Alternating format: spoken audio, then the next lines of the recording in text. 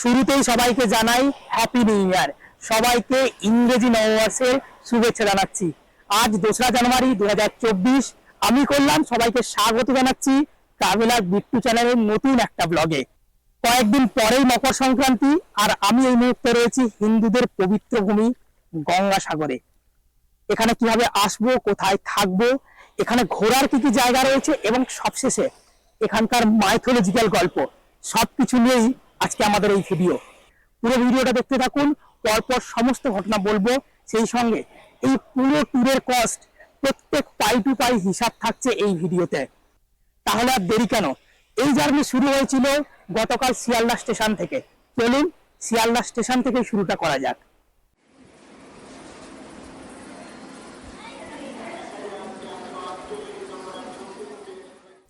সুপ্রভাত সবাইকে।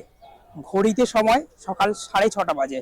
এই মুহূর্তে দাঁড়িয়ে রয়েছি শিয়ালদা স্টেশন চত্বরে। আমাদের নামখানা যাওয়ার পরবর্তী ট্রেন সকাল 7:14 আমরা শিয়ালদা স্টেশনে ওয়েট করছি সকাল 7:14 নামখানা লোকাল ধরবো বলে। এর পরের ট্রেন সকাল 9:15, আর এর আগের ট্রেন সকাল 5:20। যদি আপনারা দিনের দিন ফিরতে চান তাহলে চেষ্টা করবেন সকাল 5:20 শিয়ালদা নামখানা লোকালটা ধরতে।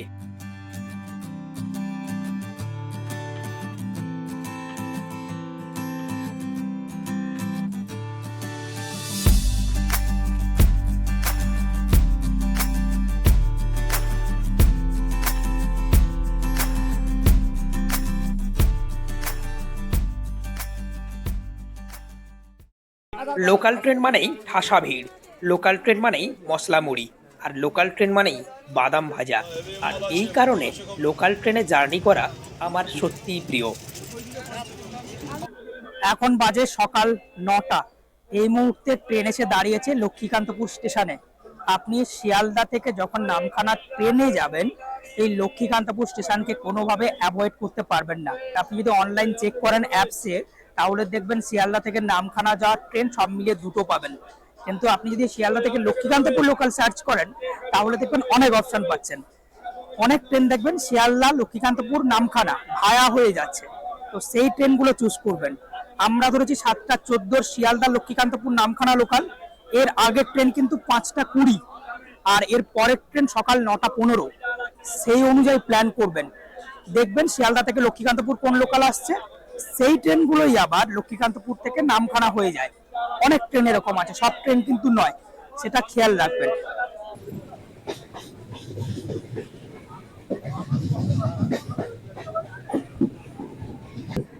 এই কাকদ্বীপ স্টেশন থেকে লট নাম্বার 8 হয়ে নদী পেরিয়ে কচুবেড়িয়া থেকে গঙ্গাসাগর, এটাই অ্যাকচুয়ালি বেস্ট রুট।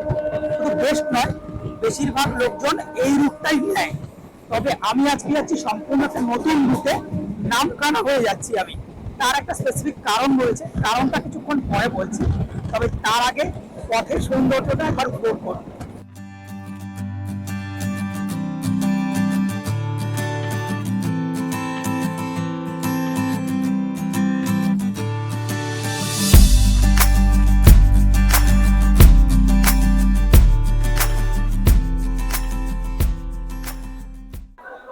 এই মুহূর্তে আমাদের ট্রেন নামখানা স্টেশন পৌঁছে গেছে। একদম রাইট টাইমে বলা যেতে পারে। 10:05 ঢোকার কথা ছিল, ঘড়িতে এখন 10:10 বাজে।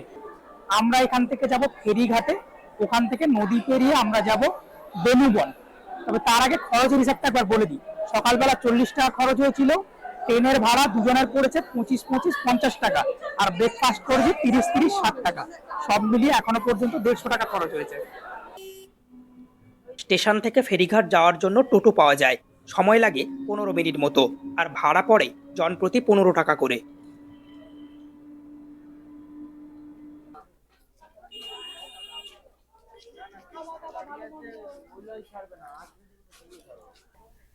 সামনে বিশাল বড় লাইন পড়েছে। এবার একটা লঞ্চে ম্যাক্সিমাম 100 জনকে নেবে, আর আমার সামনে 200 জনের লাইন। আর যেহেতু মেলা প্রায় শুরু হয়ে গেছে, তাই ভিড়টা একটু বেশি। রুম বুক করা আছে, এখন দেখা যাক কতক্ষণে পৌঁছতে পারিও পারে।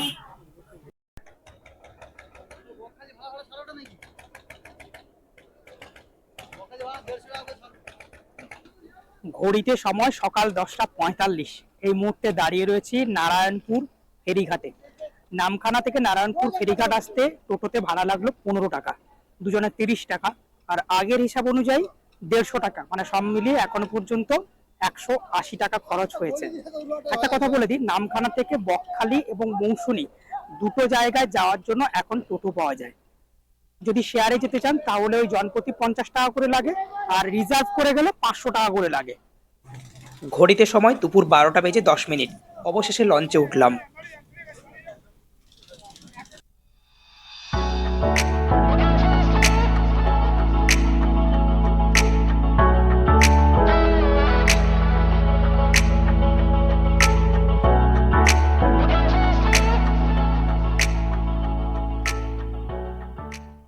এখন সময় দুপুর 12টা 15। আমরা সেকেন্ড লঞ্চটা পেলাম। আমাদের আসার কথা ছিল 11টায়, আর আমরা পেয়েছি 12টা 15 লঞ্চ।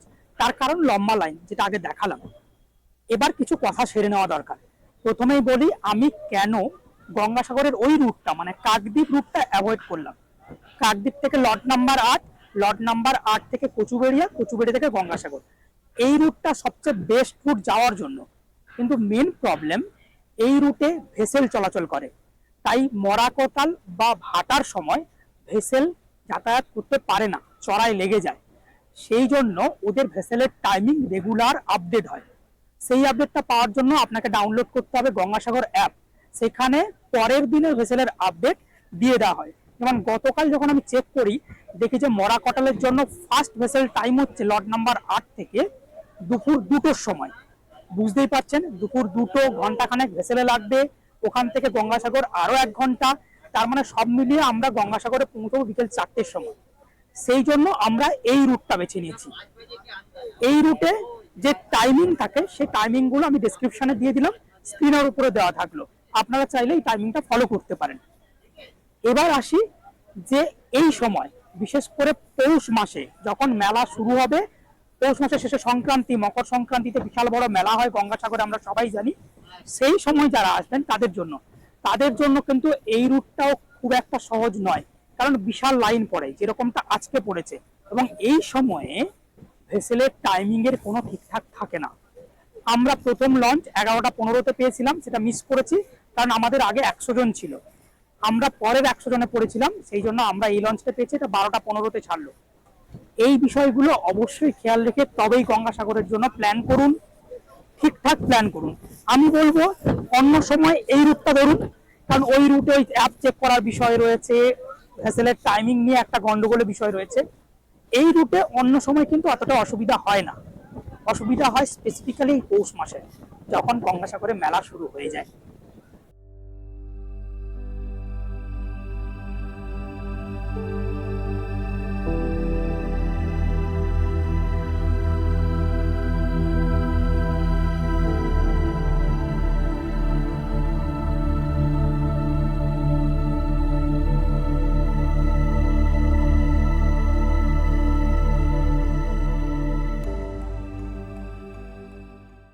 এই লঞ্চের ভাড়া জনপ্রতি 40 টাকা করে, আর টিকিট কাউন্টার কিছু নেই, যা টিকিট কাটার এখানেই কাটবে আর কি, মানে ভেতরেই টিকিট কাটার ব্যবস্থা রয়েছে।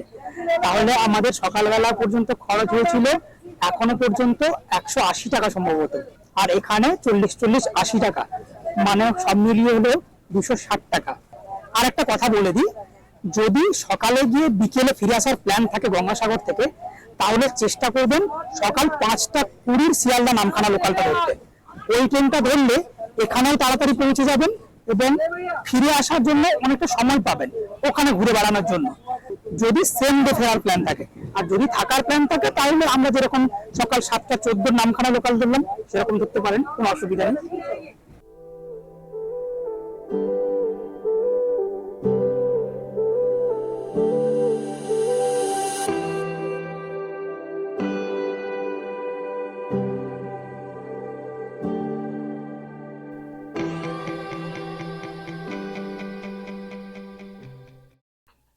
এখন বাজে দুপুর 1টা 20 আমরা বেনুবন ফেরিঘাটে পৌঁছে গেছি। ড্রপ 1 ঘন্টা লাগলো, মানে 12টা 20-তে ছেড়েছিল, এখানে ঢুকলাম, এখন বাজে 1টা 20। এবার এখান থেকে গঙ্গাসাগর যাওয়ার জন্য অপশন হয় মেশিন রিক্সা, না হলে টোটো। দেখা যাক কি পাওয়া যায়। বেনুবন থেকে গঙ্গাসাগর শেয়ারে গেলে 60 টাকা, আর টোটো গেলে 5 জনের জন্য 520 টাকা আপ ডাউন, এক সাইডে 250 টাকা। আর বুকিং কাউন্টার হচ্ছে এই যে এখানে।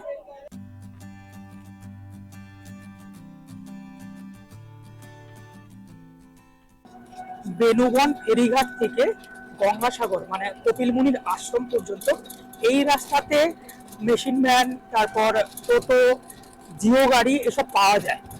ওখানে কিন্তু ফিক্সড রেট, ওখানকার সিন্ডিকেট খুবই স্ট্রং। আপনি চাইলেও বেশি টাকা দিয়ে কাউকে নিয়ে যেতে পারবেন না। আপনাকে সিন্ডিকেটের কাছে যেতে হবে, 20 টাকা জমা দিতে হবে, তারপর আপনাকে টোটো বা অটো যাই চান আপনি সেই অনুযায়ী পাবেন। টোটোর এক পিঠের ভাড়া হলো 250 টাকা, আর যদি সিঙ্গেল যেতে চান তাহলে পার হেড পড়বে 60 টাকা করে। জাস্ট নামলাম একদম কপিলমুনি আশ্রমের ঠিক পেছনের দিকটা, কারণ এখান থেকে অ্যাকচুয়ালি আমাদের হোটেল যাওয়া খুব সুবিধা। সময় লাগলো 40 মিনিট মতো, 18 কিলোমিটার রাস্তা। আমাদের হোটেল রয়েছে ইস্কন গেস্ট হাউসে। কপিলমুনির আশ্রম থেকে ইস্কনের এই গেট পর্যন্ত পৌঁছতে নিল 20 টাকা। খুব বেশি ডিস্টেন্স নয়, 1 কিলোমিটারও মেরে কেটে হবে না, কিন্তু এখানে টোটোতে বসলেই 20 টাকা আপনাকে দিতে হবে। চলুন ভেতরে ঢোকা যাক।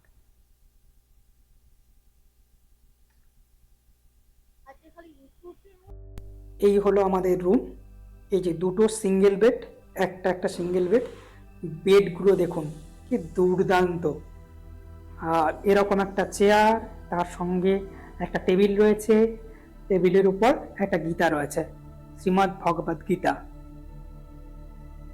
ঠিক এর উল্টো দিকে এই যে বসার জন্য একটা চেয়ার আর একটা টেবিল, তার উপর একটা ফ্লাক্স, এই ফ্লাক্সে জল রয়েছে। আর ওইদিকে একটা ছোট্ট ড্রেসিং টেবিল, ব্যাস। ওয়াশরুম, চলুন ওয়াশরুমটা একবার দেখিয়ে দিই।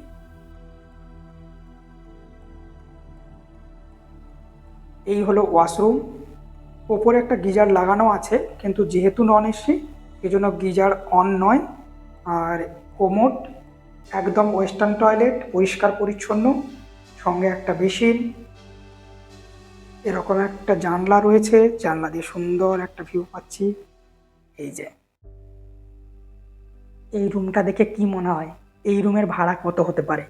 পরিষ্কার পরিচ্ছন্ন এরকম ওয়েল ফার্নিশড রুম কেমন ভাড়া হতে পারে বলে দিচ্ছি। সব মিলিয়ে 750 টাকা, 750 টাকা, জিএসটি সব কিছু নিয়ে 750 টাকা এই রুমের ভাড়া। ভাবতে পারছেন? এই রুমে থাকার জন্য বেশ কিছু নিয়ম রয়েছে। নিয়মের মধ্যে কাপলদের জন্য অবশ্যই ম্যারেজ রেজিস্ট্রেশন সার্টিফিকেট, যেটা আমরা নিয়ে আসতে ভুলে গেছি। সেই জন্য আমাদের আধার কার্ড, যেখানে সুপ্রিয়ার কেয়ার অফে আমার নাম লেখা রয়েছে, সেটা শো করতে হলো। প্রপার আইডি প্রুফ ছাড়া আপনি রুম ভাড়া পাবেন না এখানে। এখানে মাছ মাংস খাওয়া বারণ, এখানে বিড়ি সিগারেট অ্যালকোহল খাওয়া বারণ। এরকম বেশ কিছু রেস্ট্রিকশান রয়েছে যেটা আশ্রমে থাকে। বাদ বাকি এইসব ছাড়া এই রুমটা সত্যিই দুর্দান্ত। আমাদের কোনো অসুবিধা নেই, কারণ আমরা বিড়ি সিগারেট বা অ্যালকোহল খাই না। অনলাইন বুকিং করতে পারেন, বুকিংয়ের ডিটেলস এই যে দেওয়া রইল। আর এইখানে অনেক ধরনের রুম রয়েছে, তার যাবতীয় ডিটেলস ওই ওয়েবসাইটে গেলেই পাবেন। আর স্পট বুকিং তখনই পাবেন যখন এখানে রুম অ্যাভেলেবেল থাকবে। আগামীকাল ঠিক এই সময় ফিরছি এই সিরিজের অন্তিম পর্ব নিয়ে।